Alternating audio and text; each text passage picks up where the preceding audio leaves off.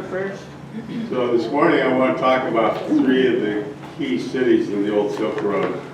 I talked about these in the Silk Road seminar, but I'm going to show hopefully some different pictures and talk a little bit from a different perspective. These three cities were all key Silk Road cities, particularly Samarkand and Bukara. Khiva was more important from the route that verged north and went up along the top of the Caspian. But both Samarkand and Bukara were central cities where roads both east and west and north and south met. All three of these are really fascinating cities. If I were to go to two, I would go to Samarkand and Bukara. But a lot of people think probably Khiva is the most interesting, and I'll let you form your own opinion after we look at what the cities are like. So, as I said, all three of these cities were major cities on the old Silk Road. Samarkand was Timur's capital, and it is particularly outstanding from the point of view of the architecture. The buildings provide, a number of the buildings provide what are some of the best examples of what's called Timurid architecture, with a lot of arches, tile work, and really amazing structures. Bukara was a major center of learning and rivaled Baghdad, in fact, in terms of intellectual activity, contributions to science and mathematics, medicine as well. And then Khiva is referred to as a museum city or a museum under the sky, with Ankala, the old walled city, probably some of the best examples of architecture in the Islamic world in terms of the consistency of the architecture and continuing on to today.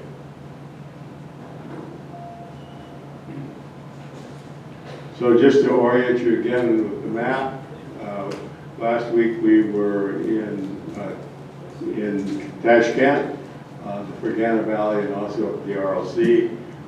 This shows you the relationship of the three cities: Samarkand to the south and the east, Bukara in the middle, and then Khiva up to the north and west. And you can see how the route from Khiva goes up there, up to the north of the Caspian Sea.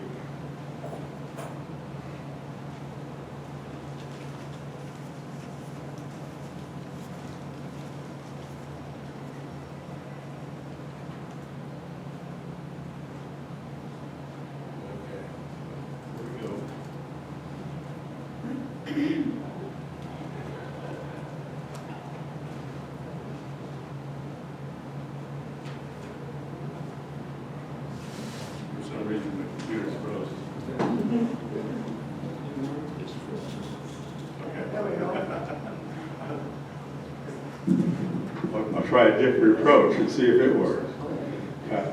So here's the road from Tashkent to Samarkand.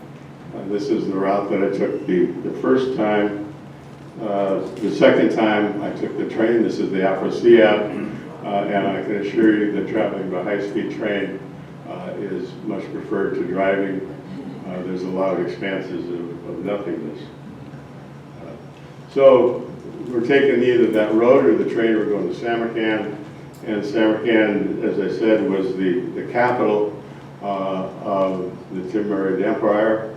This is one of the three major statues of Timur that we find in Uzbekistan. This is him sitting on his throne outside of Samarkand. The statue of him, if you recall, in Tashkent, has him sitting on a horse. This statue has him sitting on a crown. Sorry, sitting on a crown too. Sitting on the throne, and then the third one in Kukash, the city where he was born, has him standing. So you get a little different poses in all three of those places. This is his tomb. This is Timur's tomb in Samarkand, and it was built, as you can see, with this extensive use of tile work. This is the dome.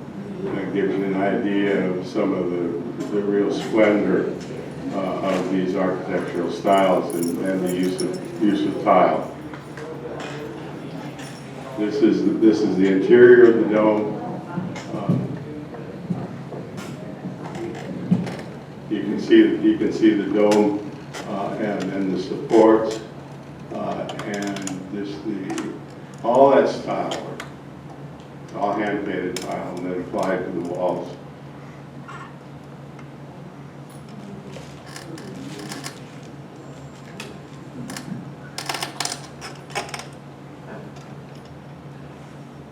Another example, this is in the interior of his tomb, or the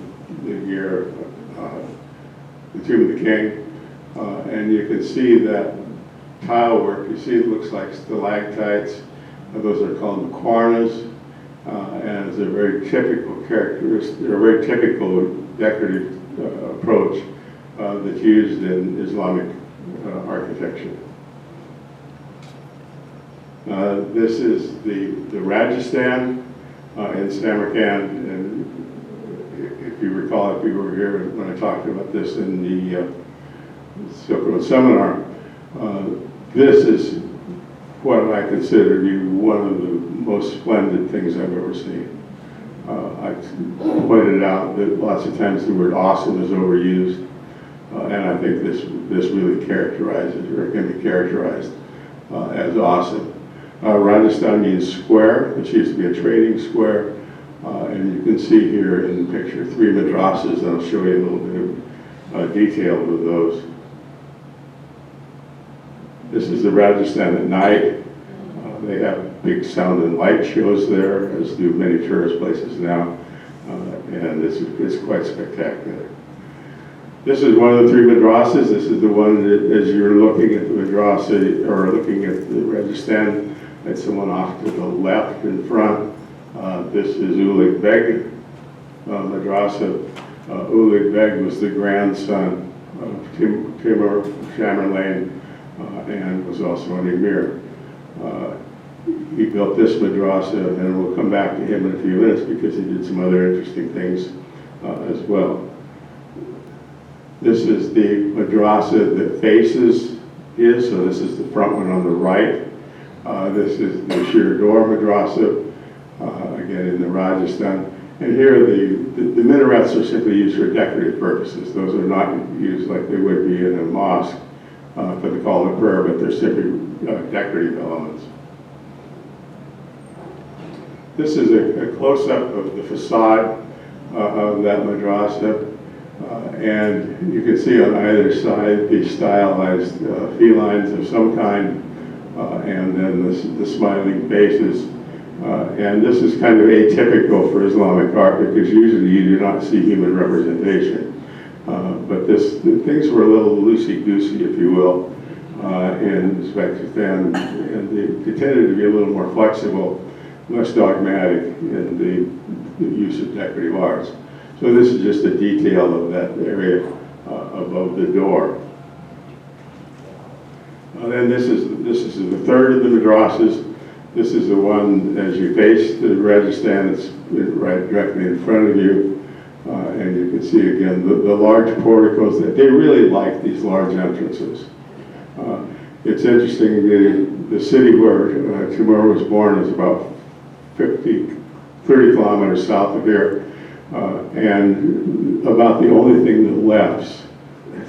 that is left is one of these porticos, and it's about 60 feet high.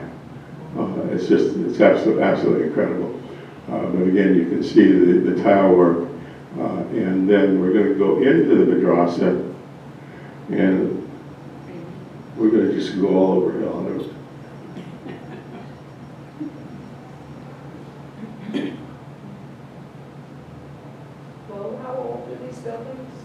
These are timbered, so these are both 15th century and more 15th century on.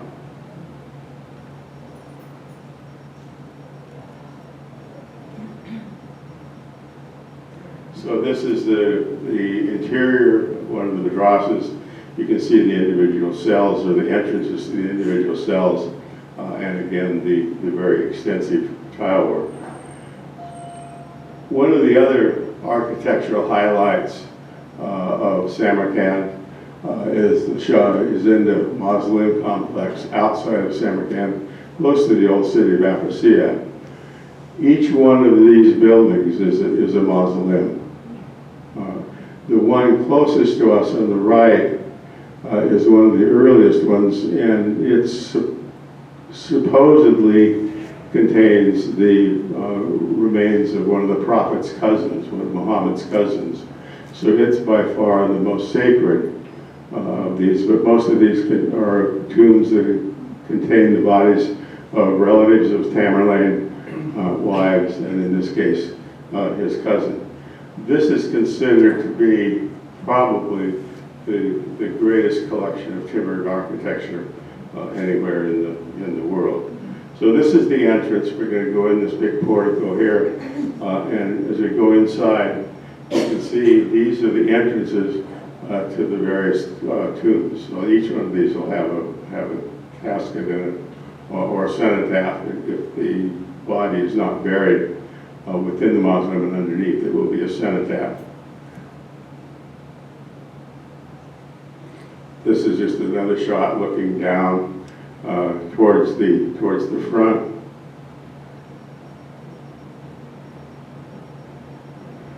And then close to here is the old city of Afrasiab, and importantly, the remains of an observatory that was developed by Ulik Beg. This was Tamerlane's grandson, and he was also an emir. This is the entrance to it. This is reconstructed. It basically is an underground structure, what's left of it. This is a model of the observatory that's in this little small museum there. And then here is the remnants of the observatory. I have no idea how this worked, okay? But there was a sextant almost like that went down this track and was used to make measurements of astronomical features. They calculated the diameter of the world, of the globe, with the circumference of the globe within a very few miles. And as I say, I have no idea how this works. I don't know how a sextant works, and I don't know how an astrolabe works, but they're very useful for astronomical calculations and observations.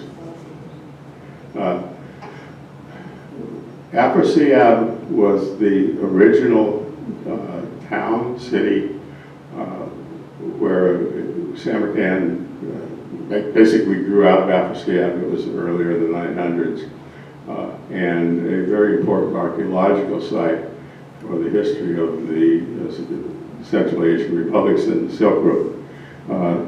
They have a very nice museum. This is the interior of the museum there at Afrasiab, and all the things that you see here are artifacts that were excavated at the archaeological site. If you look here on the lower left, these are all ossuaries.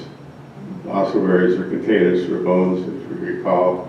I talked about Zoroastrianism, and I said that Zoroastrians do not bury the dead. They leave the bones out until they're picked clean by ravens and so on. And then the bones are in turn buried or placed into an ossuary.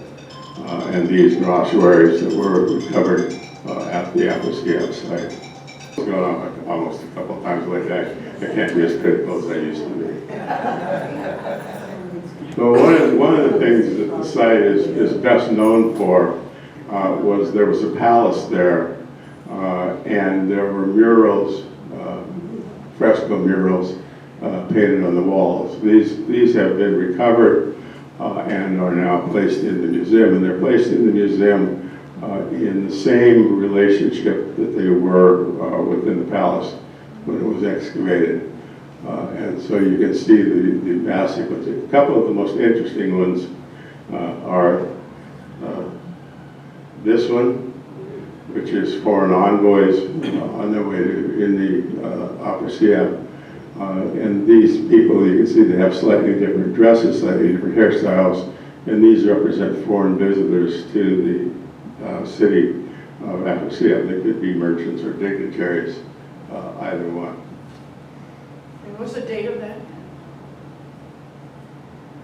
These are about 1200 CE.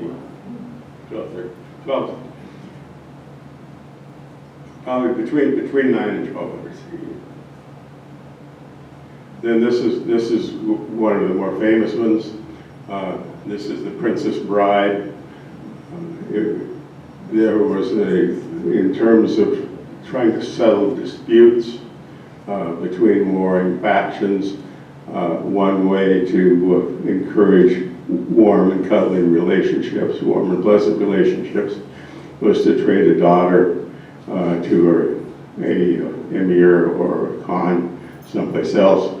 And this is thought to depict a princess bride. It's severely damaged, as you can tell. But here's the princess arriving on an elephant along with her entourage on the way to marry some local dignitary, a khan or an emir.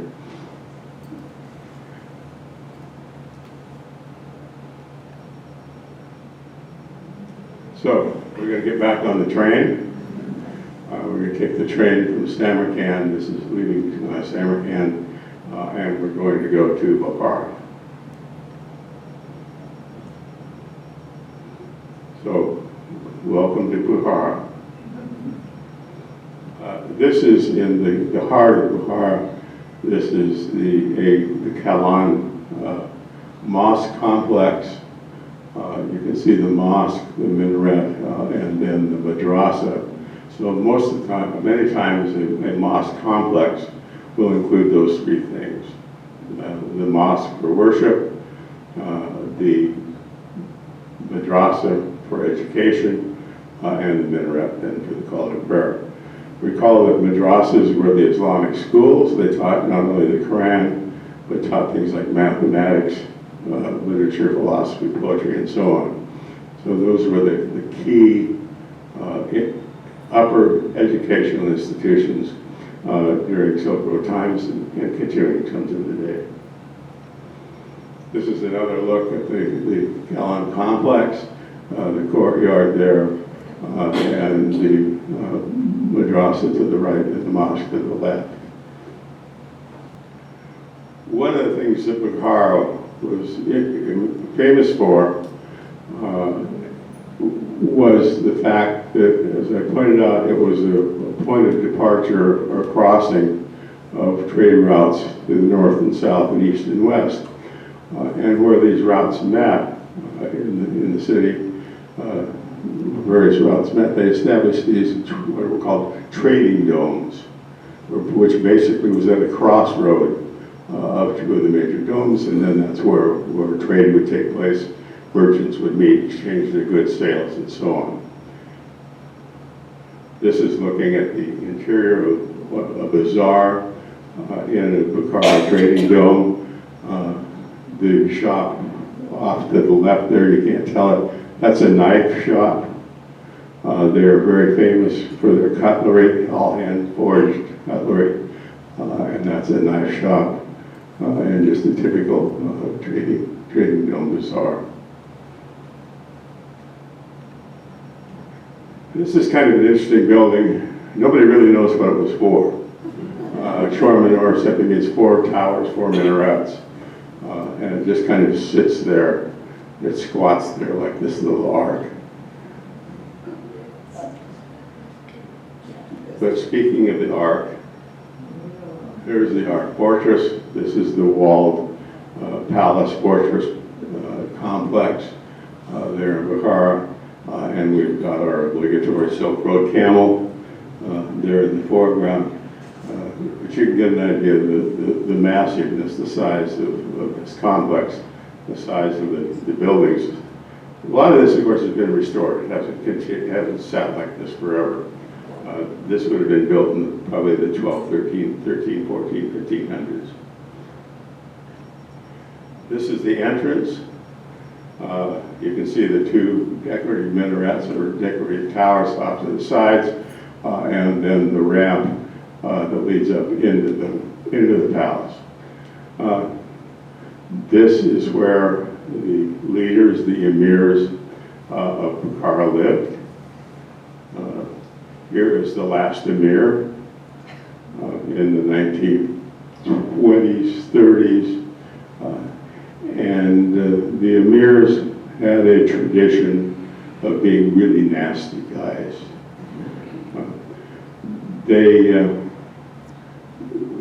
He controlled the area, the emirate.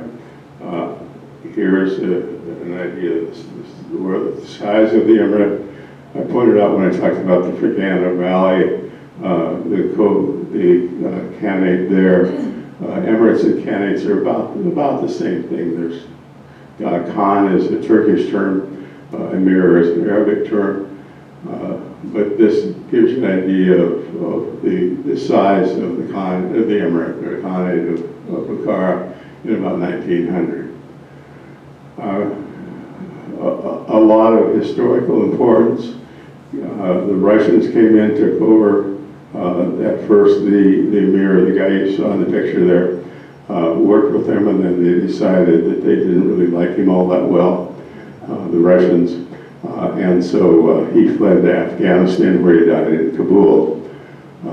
The Russians built a train, a railroad to Bukara, but there was enough opposition within the town itself that the railway station is about 15 miles out of town.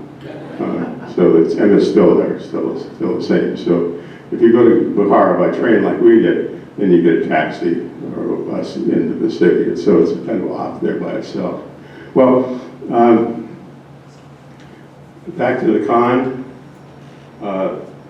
This is the emir.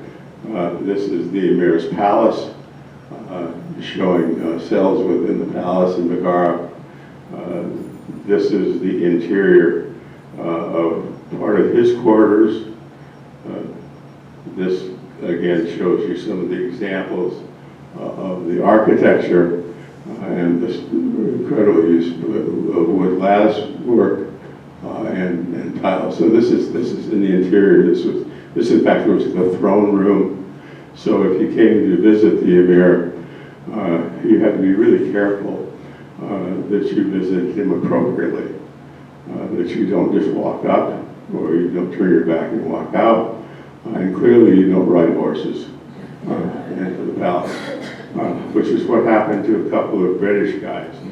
Bukara played a key role in what I talked about as the Great Game, and a number of players of the Great Game met their demise in Bukara at the hands of the emir. Two very famous guys, Woodward and Stoddard in the 1800s, were spies. They were calling themselves something else, of course. You don't call yourself a spy. They were surveyors. They presented themselves, and they somehow stayed on horseback when they weren't supposed to be on horseback.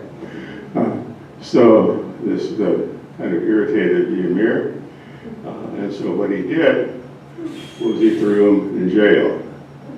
Well, there's a lot of different parts, there's several different parts of the jail. The jail is called the Zindan, but probably the most notorious part was what was called the Bug Pit. It's about five meters deep, and so people would be put in there at the bottom. And then the guards would do things like throw in scorpions, rats, and so on. So it was a rather unpleasant situation. Well, finally, the emir said, okay, well, that hasn't worked. I still don't like these guys. I'm going to take them out. They took them out into the Rajasthan area, the area right in front of the ark and beheaded them. Well, earlier on, what they really liked to do was to avoid spilling blood, getting the dirt dirty or bloody and so on. What they really liked to do was to take guys, wrap them in carpets, take them up to the top of the minaret, and throw them off. Woodward and Stoller got the beheading treatment, but a very common treatment for political dissidents or simply people that the Emir didn't like was they would be thrown off the top of the minaret there, and it is referred to as the Tower of Death. This is the Rajasthan, the square in front of the ark. You can see the ramp there, and this is where the beheading would have taken place. Well, the Emir was a very religious dude, and so he had his own mosque right straight. If we keep coming down the walkway across the Rajasthan, we will get to this. This is the Lowell Mosque in Bukara, and this is the exterior. You can see the hypostyle architecture, that is the roof supported by multiple posts, and all these are intricately carved. We'll see a better example of that close up when we go down the road to Khiva. This gives you a little picture of the detail of the woodworking, the carving, and the inlaid wood of the roof. So this was basically the Emir's mosque, and it was just right across the Rajasthan. But one of the other things that Bukara is famous for are these ponds or houses. This is one when the Russians came in. There were, I can't remember, probably dozens, if not hundreds, of these throughout Bukara. There's simply large ponds. Well, ponds have a problem, that is, they attract mosquitoes, and so malaria was a problem here.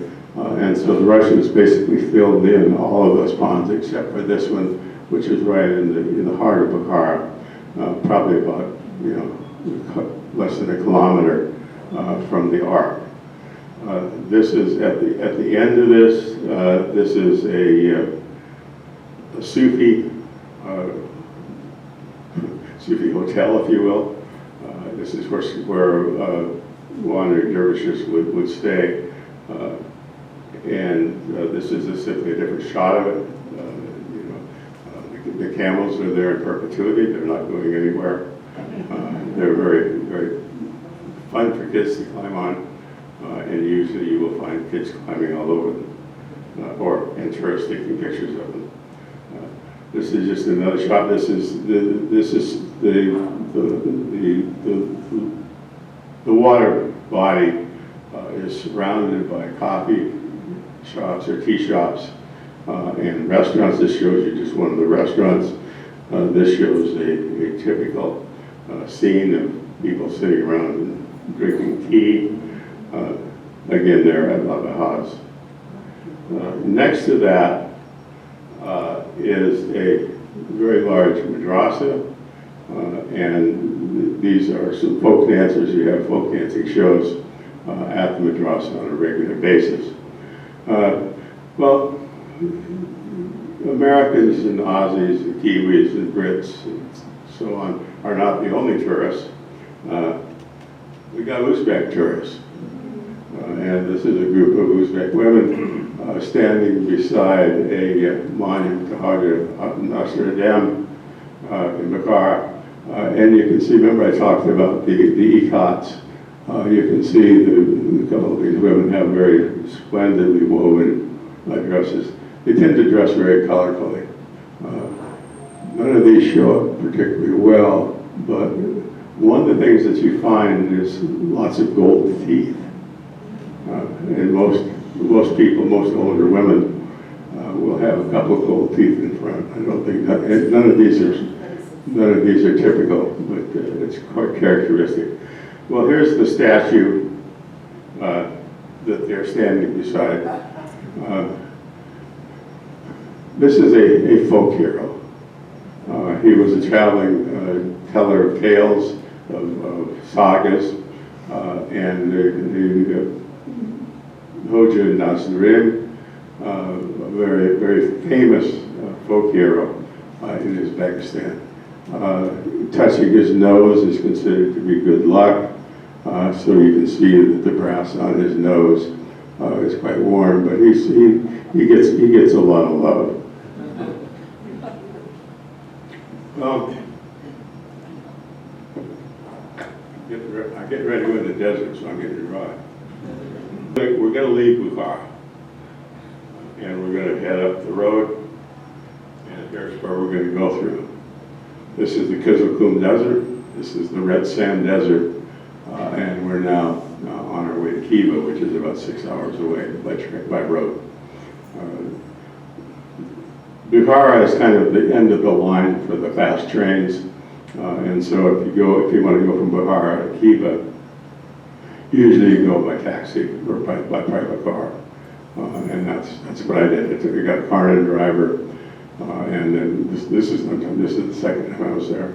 Got a car and a driver, and drove across the desert, through the desert, until I got to the old city of Khiva. Khiva really capitalizes, if you will, on being a Silk Road city. And this is a map. I'll show you the location of it. A map on the wall inside the city. You can see the position of Khiva there. It's almost right exactly in the middle. And you can see how the road, one of the routes of the Silk Road, goes up north of the Caspian Sea. That there. Just to orient you, this is the Caspian Sea. This is the Aral Sea when it was a big sea. This is the Black Sea, and then the Mediterranean here. Very, very stylized.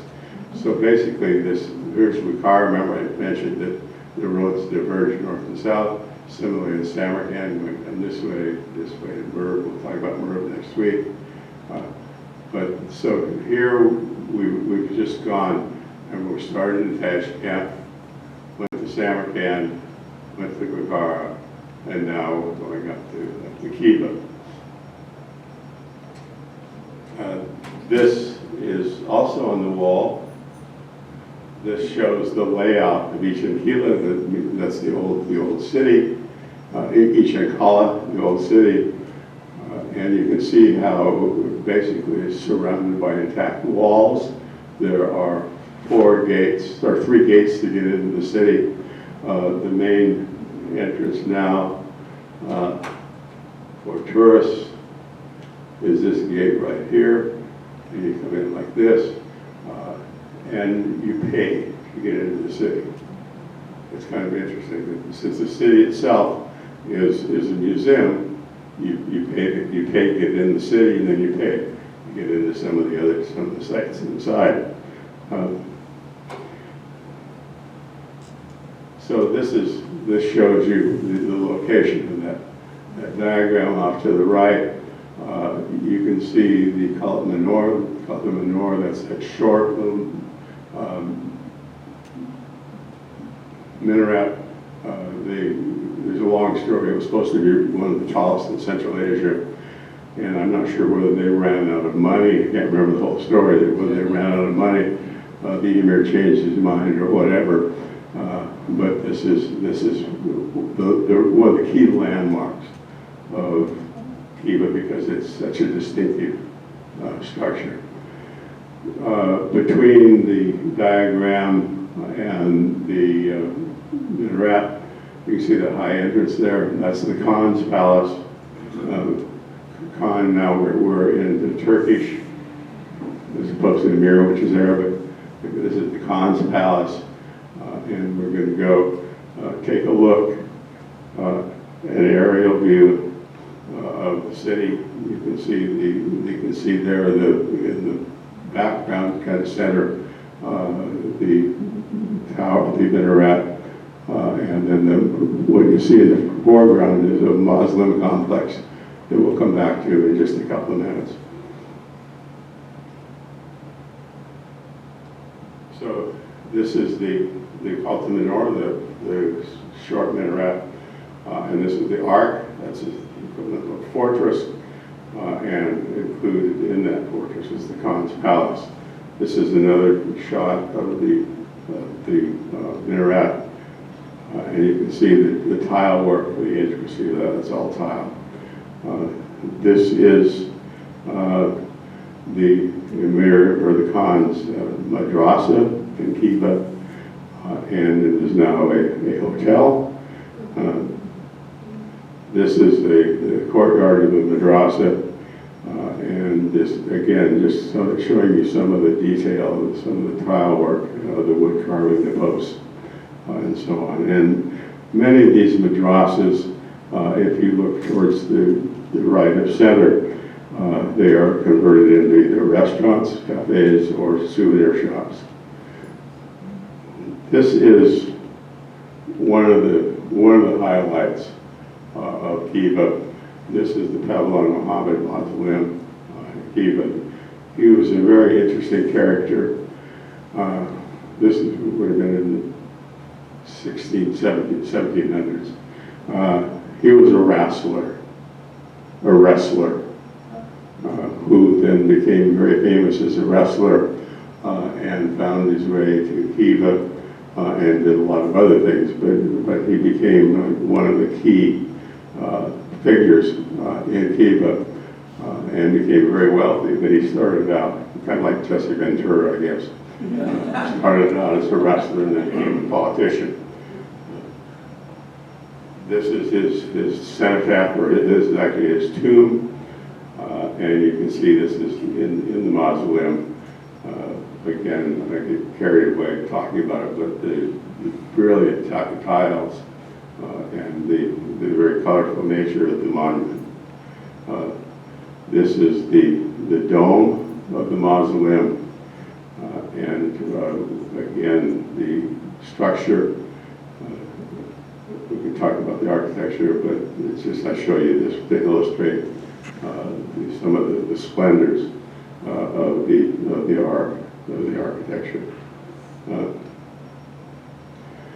This is the Juma Mosque, or the Friday Mosque in Khiva. It has several hundred of these pillars. They are either cypress or ash. When I was there, I think they said that they were brought from India by elephants. You don't see trees like this in Uzbekistan, but I think they were brought from India. They're all carved, just to give you an idea of what they're like. Now, some of these date back to the 1300s, and a lot of them are more recent. So it's kind of a mix, old and new. But the style continues in the wood carving, and it's Juma means the Juma Mosque is the Friday Mosque. That's the mosque where everybody goes on Friday for prayers and for the weekly homily or sermon. So this is one of the, to me, the three highlights of Khiva are the call menorah, that is the little minaret, the mausoleum, and then the mosque. So I'm going to close, point out that these three cities were key to the Silk Road, all being important trading centers. Samarkand was Timur's capital, the Timurid capital, and the buildings there really represent the height of this Timurid architecture from the 15th century. Bukara, major center of learning, talking about the madrasas there, and if we go back and look at the Islamic Golden Age, we'll find that Bukara, as I say, ranks right along with Baghdad and Cairo as major centers of learning. and then finally the Museum City with the Ichankala, and that Ichankala, the old city, is one of the best collections of architecture in the Islamic world. So with that, I will close and take any questions. Well, Yes. how are the boys that go to the madrasa chosen? How are the boys that go to the madrasa chosen? I have no idea. I don't. I'm sorry? Very select. Very, very selective. These are the guys who will become either imams or, well, mostly imams, teachers, or muftis. They go both. There's two ways. Imams are the leaders of the religious side. The muftis are legal. And both of those types of people are trained in the madrasas. Yeah, other questions? Yeah, Kathy? None of these museums show furniture. Do you ever get a sense of how they lived? Yeah, they didn't use a lot of furniture. They use cushions, pillows. So they'll have a throne, but the typical house would not have any structural furniture. They have bags to store things in, and oftentimes meals you spread a carpet on the floor and put your food on that. So it's not like 18th century France where you got fantastic furniture. Yeah, Laura. What are the cities like? Are they living cities, or are they mostly for tourists? Good question. What are the cities like? Are they living cities? The answer is yes, they're very much living. People live in the old city, in Khiva. There are restrictions. You can't really sell the property. It's maintained in families, but there are families living right in the midst of that museum city. There are hotels within the old city. Majority of the Khan's palace had been turned into a hotel, but they are very much living cities. Samarkand is about, I think if I remember right, about 250,000. So it's a big city. It's the largest of the three. Khiva is by far the smallest. Bukara is probably in the neighborhood of 80,000. And Khiva probably 15 to maybe 25,000. But they are very much living cities. Yeah. Just a comment, when we were in Samarkand our first night, we went to the opera and saw a comet. Carmen and Samarkand. At the Rajasthan or at an opera house? At the opera house. Opera house, yeah. One of the things that's interesting in the former Soviet republics is the role of culture. And most of the cities will have an opera house, they will have a cultural palace, and they will have a Ferris wheel. And if you go, when you look at most of the cities, there will be the remnants of an old Soviet amusement park with a Ferris wheel in it. When we look at Turkmenistan next week, I'll show you the world's greatest Ferris wheel. Anything else? Yeah. But culture was really important. Carmen is, you would expect to see probably something Soviet, but Carmen is a classic. I saw it in Kyiv, so yeah. Al? The mausoleums in this culture would consider them pretty sacred, but it looked you could barge in, take pictures, anything you wanted to do. Were there any constraints there? I don't remember any, but they're very sacred. There are also a lot of them. I haven't gotten into the religious side of this, but some of the mausoleums are pilgrimage sites. There's a lot of discussion in Islam about whether there are people who should be revered as saints or not. That's one of the differences between Shia and Sunni. Shias are okay with saints, and the Sufis are an offshoot of Shia, so they have a lot of saints. And you'll see in both mausoleums, or particularly outside the mausoleums, bits of cloth tied to tree branches. I think when we look at Turkmenistan next week, I think I've got an example of that. Bits of cloth tied to bushes and trees that represent prayers to the saint whose Muslim it is. I think that next week I'm showing one of the mausoleums in Turkmenistan that has that. It's a point of some. Well, there are lots of points of disagreement between Sunnis and Shia, and that's a key one, is whether or not there are saints. Because according to the Quran, according to the Quran, there are no intermediaries between man and God. You don't have to have a priest. Your communication with Allah is direct. You'll have the imam who will guide you, but it's not like a priest. And so similarly, the idea of having a saint who perhaps is one step above mere mortals in relationship with Allah is problematic. Good point, yeah. Anything else? Okay, thanks a lot. Next week we'll do Turkmenistan.